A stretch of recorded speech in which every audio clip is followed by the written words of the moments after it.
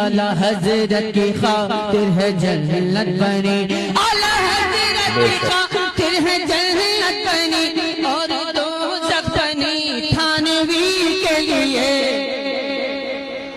اب اس کا جواب بھی سن لیجئے۔ حدائق بخشش بریلی مذہب کے اعلی حضرت کی کتاب ہے، اس میں صفحہ نمبر 181 پر لکھتے ہیں، خدائے قہار ہے غضب پر کھلے ہیں بدکاریوں کے دفتر،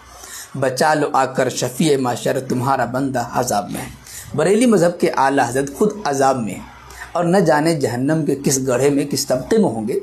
اور ان کے چمچے انبھکت ان کے نام پر دنیا کو بیوقوف بنانے والے دعویٰ کر رہے ہیں کہ جنت اعلی حضرت کے لیے بنی ہے۔ استغفر اللہ۔ تو میں اس امتیاز نمونے سے کہوں گا کہ بیٹا اعلیٰ حضرت امام اہل سنت کی شاعری تمہارے جیسے نااہلوں کے سمجھ میں تو آئے گی نہیں،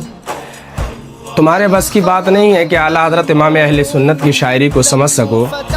اعلیٰ حضرت کی اسی شاعری کے اندر جب تم نے یہ بات کی ہے تو میں ایک شعر اس میں کا سنا دیتا ہوں، پھر اعلیٰ حضرت کی شاعری ہی سے تمہیں جواب دیتا ہوں۔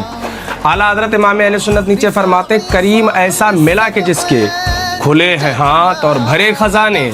بتاؤ اے مفلسوں پھر کیوں تمہارا دل اضطراب میں ہے، یہ دل کیوں پریشان ہے جب تمہارا کریم ایسا ہے کہ جس کے ہاتھ کھلے ہیں اور اس میں خزانے بھرے ہوئے ہیں۔ اور رہی بات یہ کہ اعلیٰ حضرت امام اہل سنت کے شعر پر تجھ کو اعتراض ہے تو پھر ذرا یہ بھی دیکھ لے، اعلیٰ حضرت کہتے ہیں جب ہم عبد مصطفیٰ ہیں